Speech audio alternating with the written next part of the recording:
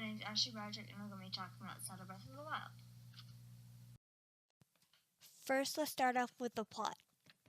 Breath of the Wild takes place at the end of the Zelda timeline in the Kingdom of Hyrule, when the evil Calamity Ganon threatens Hyrule. He is defeated by Princess Zelda, descendant of the goddess Hylia, with the help of her knight Link.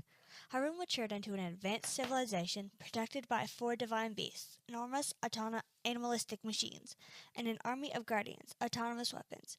Upon Ganon's return, 4 great warriors were given the title of champions and piloted one of the divine beasts to weaken him, protected by Zelda, Link, and the Guardians. Link struck Ganon down with the Master Sword, allowing Zelda to seal Ganon away. 10,000 years later, the Kingdom of Hyrule regressed to a medieval state. Reading their ancestors' prophecies, the Hyruleans recognized the signs of Ganon's return and excavated the divine beasts and guardians. The champions of the Hyrulean races, Daruk, warrior of the mountainous Goron, Mifa, princess of the aquatic Zora, Revali, archer of the bird-like Rito, and Urbosa, chief of the desert-dwelling Gerudo, assembled to pilot the divine beasts, while Zelda and Link battled Ganon. However, Ganon possessed the guardians and the divine beasts, turning them against Hyrule. King Roham and the champions were killed, the castle town was destroyed, and Link was gravely wounded. Zelda took Link to safety, hid the Master Sword, and used her magic to trap Ganon in Hyrule Castle. 100 years later, an amnesiac Link awakens in Hyrule. He meets an old man who reveals himself as the spirit of King Roham. Roham explains that Ganon, sealed in Hyrule Castle, has grown strong. He pleads for Link to destroy Ganon before he breaks free and destroys the world.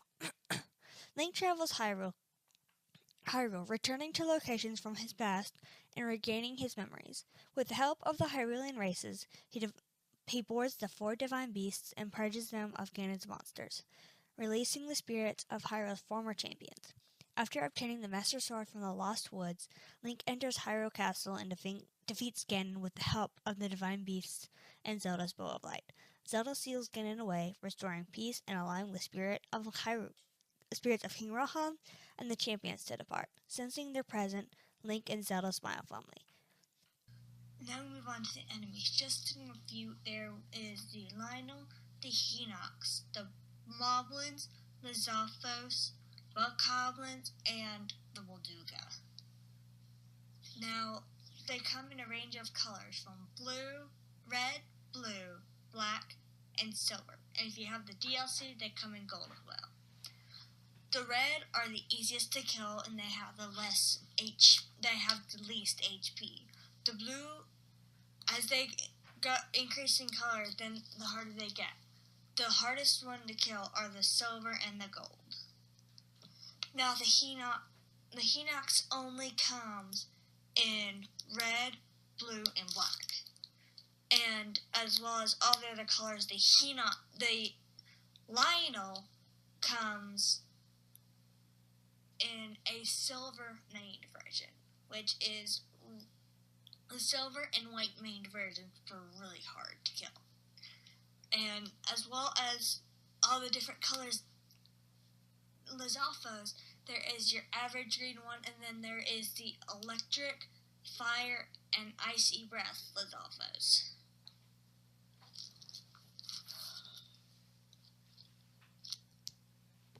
And the Molduga only comes in one color. Just about wherever you go, you will run into horses or some other type of mounts. The horses come in solid or spotted. The spotted ones are easy to catch and are very docile, whereas the solid color ones are much harder to catch and require stamina to calm them down before you can go and register it at a stable. The spotted ones don't have the best stats because they are easier to catch, but it is worth it to use up some extra stamina to catch a solid colored horse because they do have the best stats. Now we are moving on to the special horse mounts. If attached to side quest, you can get the Ganon's horse, the giant stallion, and then the descendant of Princess Zelda's horse, the white stallion. And if you have the Super Smash Bros. Link amiibo, you can get Epona. And in the wild, you can find Link's horse that you can see in all the cutscenes, the memory cutscenes, and the previews of the game. Now, there is a catch to it. There are horses that look exactly like the ones featured in the promo, except their hooves are a different color. They are brown instead of pink. The one that Link rides has pink hooves. The one thing to note about Epona, though, is that despite her being a solid colored horse, she is already bonded to Link. So you just go straight up to her once you have summoned her with the amiibo and start riding her. While on your adventures, you will see many animals scurrying around the forest or the plains as you roam. Now, believe it or not, you can actually ride some of those animals. During the day and night, you can ride the deer, sand seals, and bear.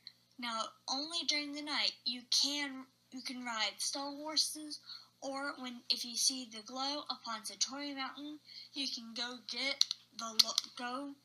catch the Lord of the Mountain, also called Satori. Now, the Lord of the Mountain is supposedly representing Satoru Iwata, who was one of the game designers who worked on the game, but who sadly died on July 11th, 2015, before Breath of the Wild was even released. So he sadly didn't get to see just how popular his game would be. In Breath of the Wild, you're not just stuck to certain weapons. You can have tons of different weapons that you can get from chests, enemies, or just something around in an enemy camp. The only problem is they have durability, and they can easily break if you're not careful.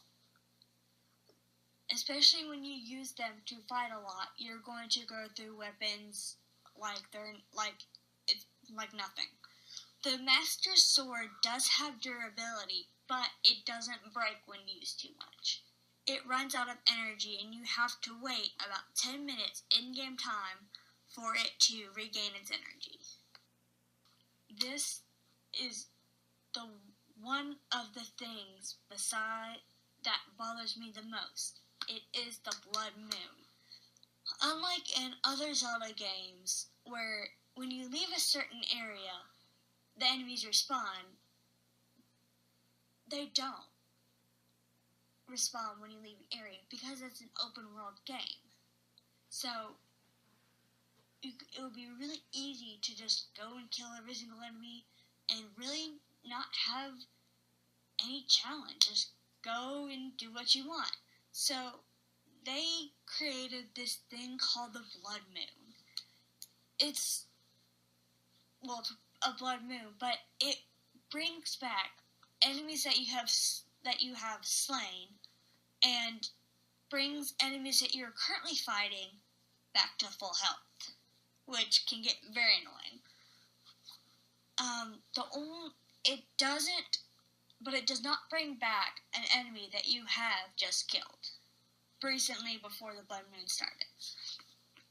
Now, when there's a battlefield of Blood Moon, this screen, there will be little black, almost like shadow stuff floating through the air, and then the screen starts getting red, and then you will get this cutscene.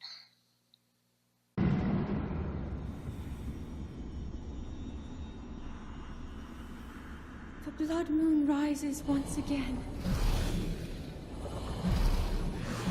Please be careful.